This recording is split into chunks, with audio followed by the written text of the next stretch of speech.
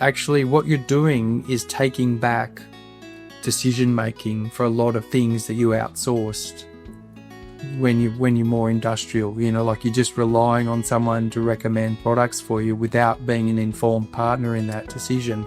You're just outsourcing everything. And so really it takes a while to build your skill and confidence. You've got to go through that learning phase and need support, and that's what we'll finish up with, those different tips to help you with that. But you're actually taking back management, decision making, ownership on yourself. And that means you had more control, so there's less uncertainty. The Biological Farming RoundTable podcast helps farmers explore innovative, low-input, regenerative and profitable farming systems. The Biological Farming RoundTable is sponsored by Nutrisoil, an award-winning biological liquid fertiliser made from a big worm farm. Nutrisoil's purpose is to empower farmers to produce life-enriching food. My name is Nakala Maddock. I work at Nutrisoil. I envisage a future where farmers are rewarded for producing nutrient-rich foods and consumers have this easily available to them. Welcome to part 2 of our Managing Regenerative Transition episode. In our last podcast, I was joined by David Hardwick from Soilland Food and Luke Harrington from Rejoined Farming. We discussed why people decide to transition and some of the challenges they may face when transitioning their farming systems. I have Luke and David with me again today, and we'll be taking a closer look at transition models and get their top tips for transition success. Now we're going to have a look at the Stuart Hill and Rod McRae transition to sustainable agriculture model. Yeah. So he's a bit of a guru. Yes, well, Stuart Hill was. So he was a really famous first generation professor of eco-ag in the 70s, like way back before biological farming and regen ag works around. But he came up with a model which most people have heard of, which is where the first stage of change in farming is you get more efficient at what you're using, like get your nitrogen more efficient, or your chemicals, change the pH of your water so your herbicide works better, or use a fulvic acid, that efficiency stuff. And then the next one is substituting for more biological type products. And then the third one is you start to redesign your enterprise so you actually need less inputs. Like I don't need herbicides because now I'm using cover crops in rotation, or I've got good ground cover so I don't have the weeds and my soil structure's changed, all that kind of thing. So he kind of introduced that transition model of efficiency, substitution and redesign, which is, you see it around a bit. But again, it's another way to think. Like if you're going through change, all right, I'd like to change. What can I do? I could start to get more efficient in the way I'm doing things. But then, as you know, people start to use fulvic acid and things like that. Then they're getting into substitution type. Start to use biologicals instead of chemicals. They're starting to substitute. So it's just being aware that you're starting to change your tactics and your farm practices. Yeah. And I guess Luke works a fair bit in that space, trying to take people through that first 2 stages as quickly as you can in the surf world. Well, I don't know how quick it is because, again, we're having the conversation. We can get stuck in stages, can't we? And how long are people staying in these stages? Like the efficiency stage, would you have a lot of people you're working with who are just there and just have stayed there and really haven't moved? Yeah, quite a few people. And they're happy there.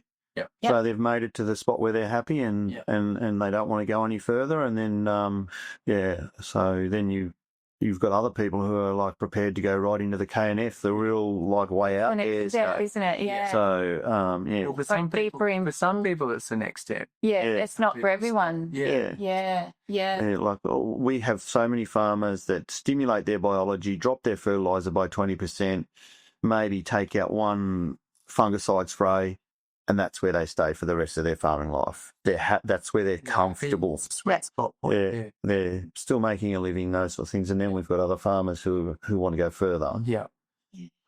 So again, each context is specific. What's motivating? What are they trying to achieve? What someone trying to achieve? Where are they trying to head to?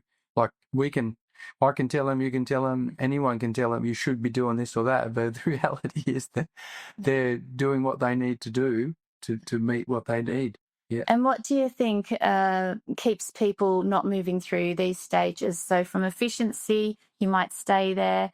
that next person may go to adding biological inputs or cover crops, and then that next person may actually redesign their whole water cycle and do a Peter Andrews course, that type of thing. So what do you think moves people through the change in regen ag, and do many people get to that whole farm change system? Luke? I don't know. It's not something that I've spent a lot of time talking to farmers about. From my perspective, I think it's a comfort thing. Like they get into a comfort zone, and I suppose that first step is enough for them, and then they get comfortable there, and they all stay there. So, and we've got to remember, regenerative farming, even though we've been doing it for a long time, we've spoken about it for a long time, most people are only just learning about it. So we're still a very small pool. Like we're nowhere near that 25% tipping point. So and even then, like, what is the end goal of regen ag? Yeah. If you're a cropper and you're having to grow cereal crops, how far can you redesign your system? Yeah. Like, these are not. Yeah. There's no conclusion here. Like this is not. You have to be X, Y, and Z. A lot of the Vic no-till croppers, they're tweaking their system as far as they can, but they're cereal croppers in a really uncertain rainfall environment with all kinds of things, bank loans, everything going on. So what's the end? Yeah, they're limited by the equipment they have. They're limited by what will grow in their area. Like we're a 350 mil rainfall where I am, in compared to someone who might be in a 700 or 800 mil rainfall. So there's just so many variables. So every paddock's different, or every person's different. Yeah, people are different too. So some people want to make big changes, other people don't. But when you're managing in a highly uncertain, complex environment, when you're making decisions and you've got something that works, you're going to be fairly risk adverse. Yeah. If you have to feed the family and you're in that 350 mil rain, highly variable rainfall climate, and you go on cereals, then you're going to have to be careful. And that's often what keeps people from making big changes, is that the system they have now has been adapted and it's working for us. So why am I going to turn the ship left? It's a big ship. Well, sometimes that efficiency stage never stops changing. Yeah, so it's always continually improving. We're just constantly tweaking. tweaking. I see Vic no-till there, like in that cropping.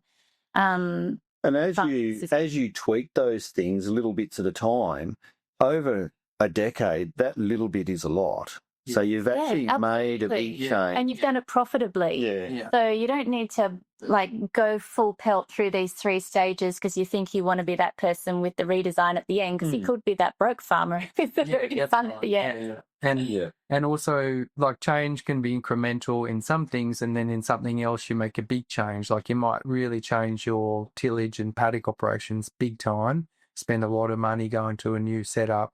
Whereas your fertilizer and stuff, you just make small changes. Like it's not always black and white of the whole business. Yeah. Someone might change one thing quite radically, like do lots of multi-species, but they keep the rest of the army operations quite similar. So yeah, it's quite complex in a way, but it's just, again, I can't keep saying it enough. Just be aware of it for yourself as you're going through it. What are we doing? Why are we doing this? Okay, this is part of the whole change. How much change are we willing to do here and not here? Like all of that. And different people have different ideas of what change is. Like you're talking about like change in machinery. So some people go, oh, that's the major change that I need to make. Whereas other people go, well, no, I can keep my machinery. My fertilizer is the change that I have to make. It just depends on how they think. Yeah. So and then as people learn and start to build their skills and knowledge in a new way of farming, then something else becomes a priority. Yeah. Now, I thought this was the main thing, but now I realise that I've got to tackle this too. Yeah. Sometimes they go, I wish I'd done that before this, 5 years ago, but I've learned, and by that time they've got a lot more knowledge and ability themselves to come to that conclusion. Well, they've got a lot of they've been building their management ability to make decisions in a new way by going through that learning. Yeah. And I think this is why those farmer groups are so important, because a farmer might choose to do a big change in a paddock that everyone can go and have a look at, see how it's working. Is it suiting them? Would it be something that they could integrate into their farming system? So not everyone doesn't have to do the change at the same time. In these groups, one person changes and we all go and learn from it, and then we decide what part we're going to take for our farm. That's a very nice way to think of it, but I find that most people need to make the mistake themselves. Yeah. But there are some theories about why humans or Homo sapiens now dominate the planet, and that the Neanderthals and the other homos that were around, Homo species anyway, you guys know what I mean, why we're the dominant one. And one of the main theories is because we were the collaborative species. Once we started to have evolved language more and all that and share information more, we could adapt. Even though we're small, we could take down big elephants and bison. So it's just collaboration. But a lot of people still have to learn everyone has to learn by doing, really, at the end of the day. And again, you're running a complex business. So yeah, you can see someone down the road doing it, but you got to make it work in your context, which is unique. Yeah. But definitely inspiration for sure. Yeah, we've got one more model Yeah. before we talk to our top tips. This model is the cycle of second order change. So Levi, who was a change theorist from Israel, I think back in the 80s. So I'm really showing my change nerdiness there. And he came up with a kind of like psychological cycle of like stages of your mental change you go through when you have a big change. He called it second order change, means big change. Like when you lose a close member of the family, and everything changes for the family. So humans go through, like, it's a bit like in mental health, when people are dealing with grief, they go through stages of change. So it's a pretty similar model.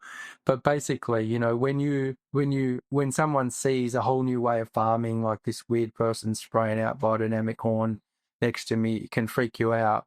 So people can deny it or just get really angry about it, which you see a lot. People get really angry and they will resist it. They'll cross their arms. I'm never going to do that. We can't do that. Whatever. Yeah. Our system doesn't suit that. We've got ryegrass resistance. Yeah. All those. It doesn't work for us. Yeah. So there's all kinds of psychological things you're going to do just to not change. So that's what he calls a decline. Well, he calls it decline crisis, but I just kind of call it an avoidance kind of stage. And someone might not want to change, they may never change. That's all right. But again, the world changes. So if you don't adapt, sometimes you get left behind, which we know in ag, the rainfall is changing, the pricing, the commodities people want are changing. If you don't adapt, you're out. So then people go through some kind of trigger event or transition period, whether it's an instant event or it's over a few years. But then after that, they go, actually, there might be something in that. I might need to start looking at it or whatever. So then they might start to dabble in it. So you get aware of the new ideas. Oh, soil health. Yeah, I heard about that, and now I want to go to a workshop about it. But 3 years ago, no way. I heard about it in the pub. I talk it down, but those guys went to one last year and they said it was all right. I'll go to this one. Yeah. So people start to kind of reframe, I guess, and he calls that transformation stage. And you're letting go a bit of your fixed ways of thinking, And then he says you go into a transitioning, a learning phase, which is similar to what we talked about before. There's something in this soil health. How do I improve it on my place? Or Luke's coming out, he's got this weird thing, this infiltrometer. What the hell is this thing? And then water's coming into it and plant available water, and that might just, trigger some more thinking. So you go through that, again, stage of change inside yourself. So that's why it's a good model, because sometimes, you're changing, but your close family member or cousin or someone's not, and they're angry with you. There's a reason that they're angry with you, because you're kind of leaving them. They might see you leaving them behind, or you're not loyal to the group that you're in, or that kind of thing. So then you just can manage, I guess it helps you manage it a bit. Maybe you can just approach it differently. Don't be resigned to the fact that you might lose a friend, because you don't necessarily have to. But so it's a good model for just thinking. But how do you not lose those friends? Just keep open conversation. Well, how do you keep any friend? Spend time with them. I don't know. If you lose a friend over a bit of change in the agricultural world, you've got to ask yourself, were they really a friend? Yeah. That's the thing. If they're a real friend. Yeah. And Yeah. So I guess those three models that we talked about, Bridges and the substitution transition model from Hill and McRae, and then Levy's cycle, they're just kind of, I'm not saying they're gospel, but they're kind of just good mental models when you're dealing with in your business and you're sitting having a chat, or you're listening to someone talk to you, or you're thinking through, how are we going to deal with this? They just help you kind of come up with a plan, if you like. And they help you with an awareness of where you are. Yeah. Like if you recognize you're in denial, then it's probably going to help you analyze that. And you might say at the end of having a good look at soil health or something, or some biological product, no, it's actually not fit for me, but at least you've evaluated it with an open mind, with a learning mind, rather than just a closed mind. No, it's a load of BS. That's not going to help you adapt, but something might be BS, but at least you've had a look at it. Yeah. And I look at all of the models. You can actually cycle and start again. So if you think of all the changes in agriculture over the years, people have cycled through these models consistently. Yeah. You'll look at the multi-species cover crops that have come back in now, like when our grandfathers would have been farming, they were doing that. Oats.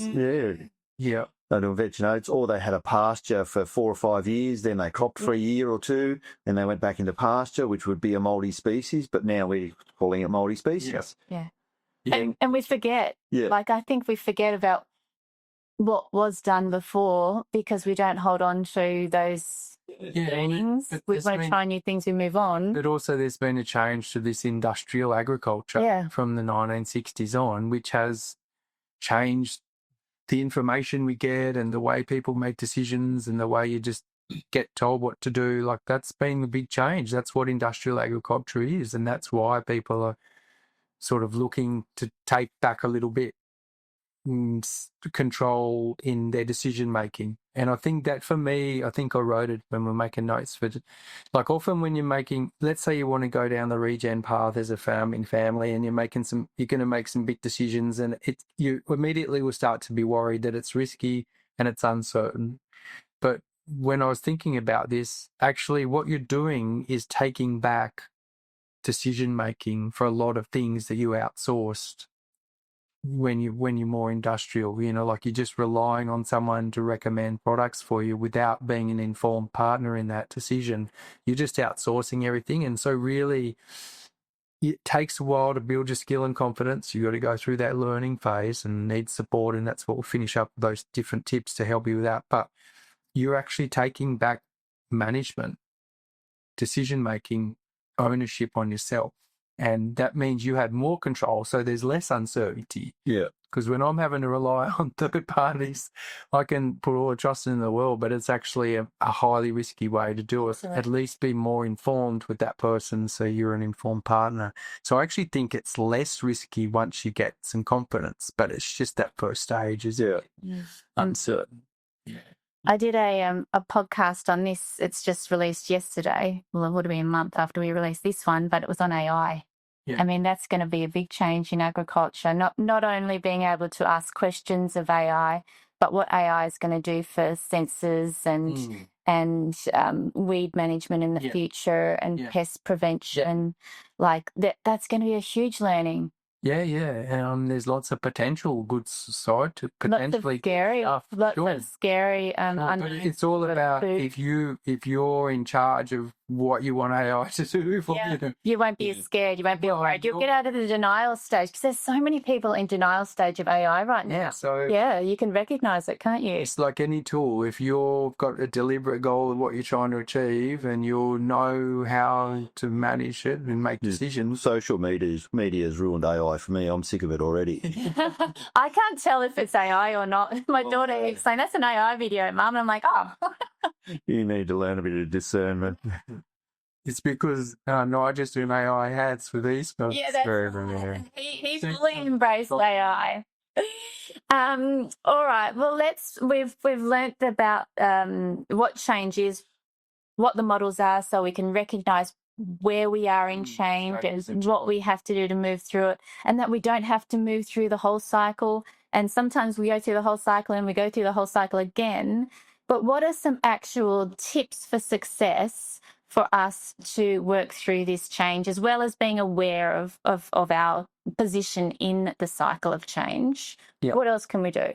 Well, I'll just start off with the first one, which is build a supportive environment around yourself, like whether that's peers, networks, a brains trust, agronomists that you trust, and, you know, like you can rely on to have a chat to. Like, you just got to build a supportive network, because that's going to help you learn in a safe space, so you can feel free to ask dumb questions or try stupid things.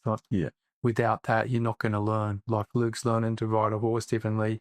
If the person teaching him every time he tries something and says, don't do it like that, and whacks him over the knee, then he's going to stop trying to innovate, and he'll just like freeze, basically. So I reckon you're out there practicing early in the morning and late in the evening when not everyone's watching.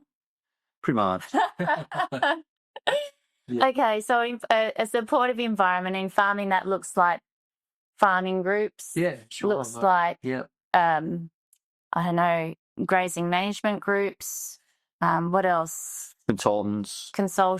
Friends that are happy for you to be a bit weird around them. Yeah. Podcast. Don't have to be an ag.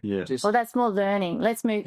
So they're your supportive people, keeping your family on. Yeah, I mean, being open and on the journey of change, not moving forward without everyone understanding why. Yeah. And being able to say why they might not want to change or why they do want to change. I think too, with the family, you have to be very honest with yourselves. Like, it's quite easy to go and talk to your friend about things and go, rah, rah, rah. But when you go and talk to your spouse about that same thing, you go, no, I don't really want her to think I'm weird or him to think I'm weird. So it's actually quite more difficult to talk to your spouse about something. Is it really just about money, or why would your spouse think you're weird? Well, just the change, like just different stuff. So because you've got a pattern. Yeah, marriage is a pattern. And both of you are doing a role, and you know you've got a goal that you both work. You've been like, I've been married 30 years. So we've been very happily married for 30 years. But if I want to change something, you're actually changing her identity as well, potentially. Yeah, and her friendship groups as well. Yeah. So to that can be actually more difficult than talking to Bob down the road. Yeah, and that's why having a third person that maybe both of you know in the family, you know, like part of the social network, they can be the one to chat about it in a threatening way.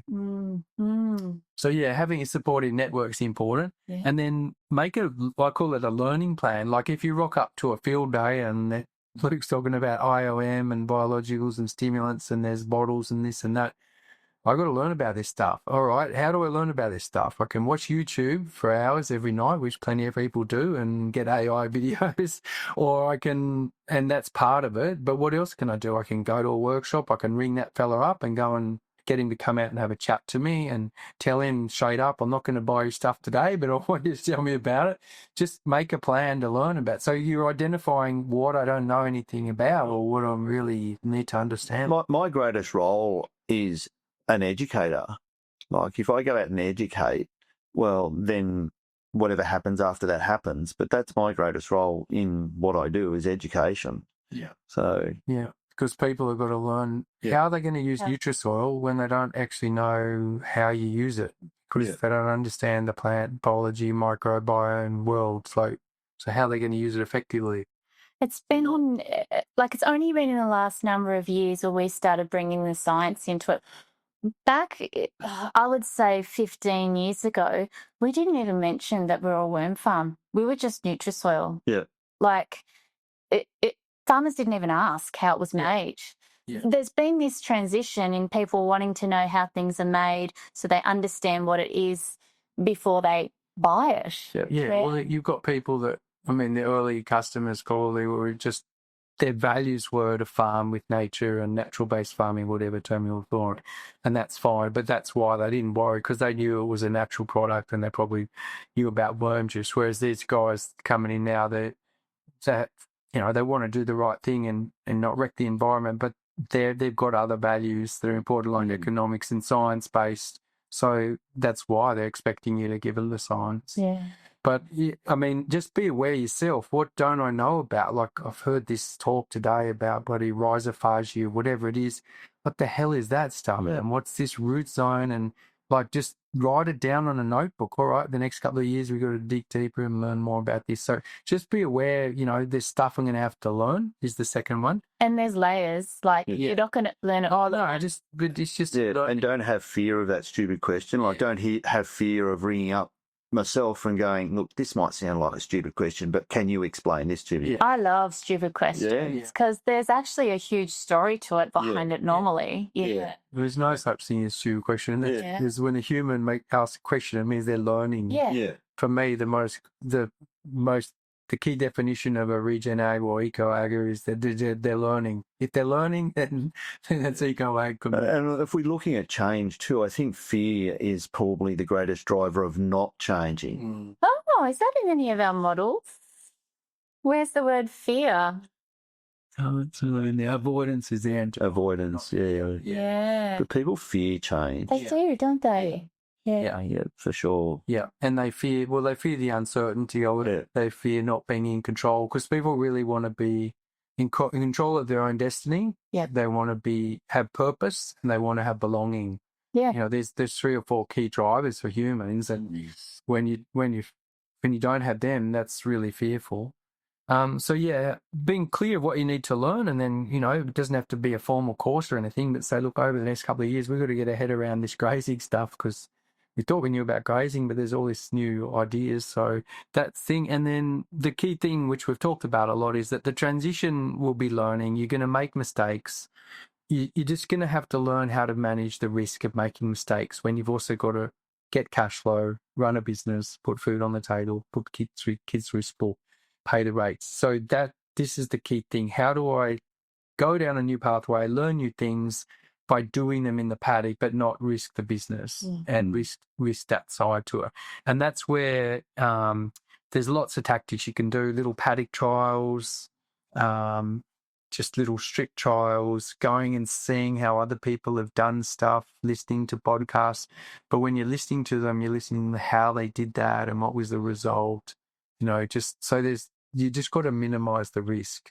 Do one paddock, don't do the whole farm at once. Some people like to do the whole farm at once, but most people control it. So things like safe to fail trials, and there's lots of different tactics. But so doing that and then building your decision making. All right, what's the next step in the rotation for this paddock?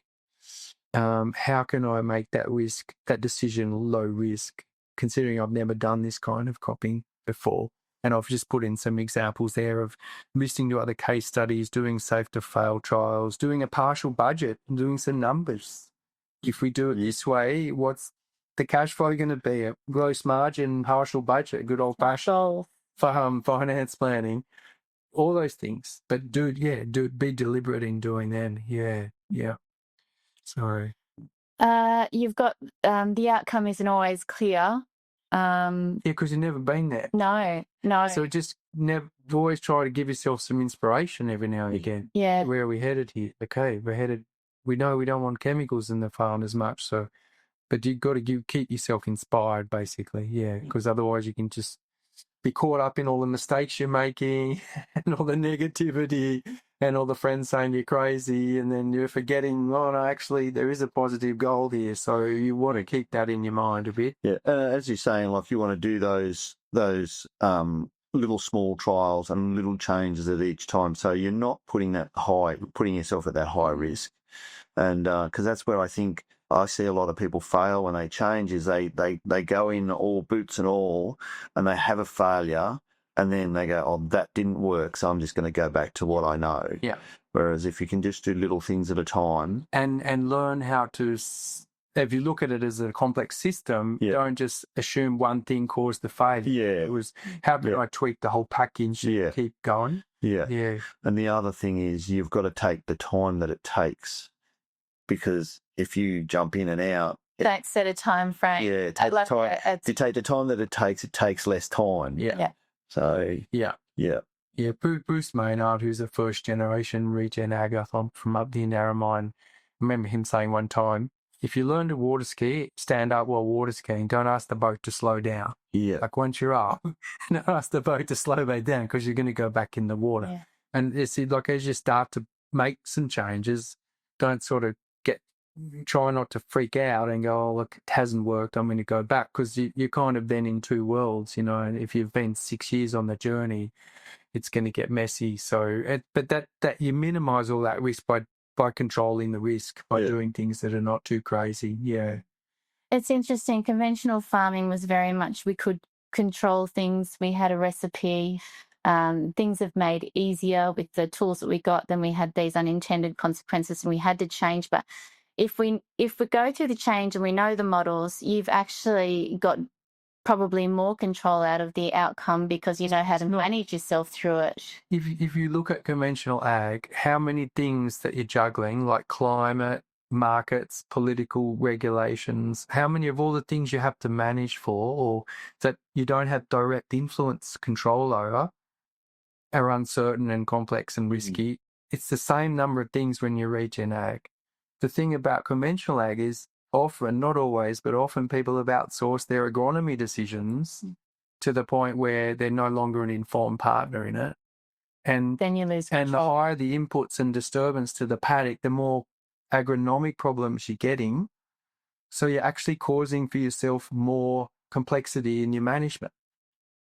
And it's less certain for you because now you've outsourced all that informed decision making you don't know parties. How to even tweak it. My argument is that you actually now have less control, even though you think you have more control. That's my proposition to you. I'm not happy if someone to argue against it, but I actually reckon you have less control over the situation. And when you do eventually, like if you've got no control and you get to a certain point where the system's starting to fail you, then it's harder to get back. Absolutely. Yeah. But having someone come in and lend you more money to get through the next year, because puts more pressure on. Yeah, is that really more control? No. Yeah. That's my How can you tweak yourself out of this? Yeah. And it starts with you being able to manage a transition to where you have decision-making ability, or you've much more on those variables you can control. Yeah. Not the ones you can't, because that doesn't matter whether you regen or conventional. You can't, unless you get me and Luke to run around your paddock naked, you can't. Always comes up in a podcast. We can make it rain, but with Luke and me together, you get 3 times the rain that I was getting on mine. But yes, but you can't control them. So yeah. Awesome. Well, I think we've covered quite a lot. What is change?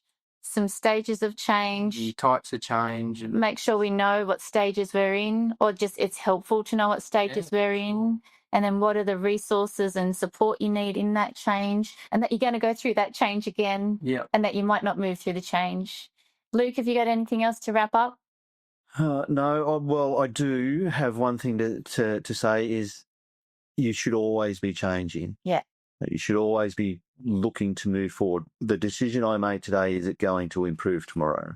And I guess that, like talk about change, and there's big change and small change. You don't always have to do big change. Like I think the Facebook founder said something, like break things to create new world, break things, upend everything to create the new order. But in farming, that theory doesn't work. So, we have to improve, continually learn and stuff like that. But the big stuff, you just got to do that really carefully. You don't have to redesign the whole farm every year. That's not really what we're talking about here. So, but constantly learning, which is a type of change, is really the backbone, I guess, of regenerative ag or this transition that you go through.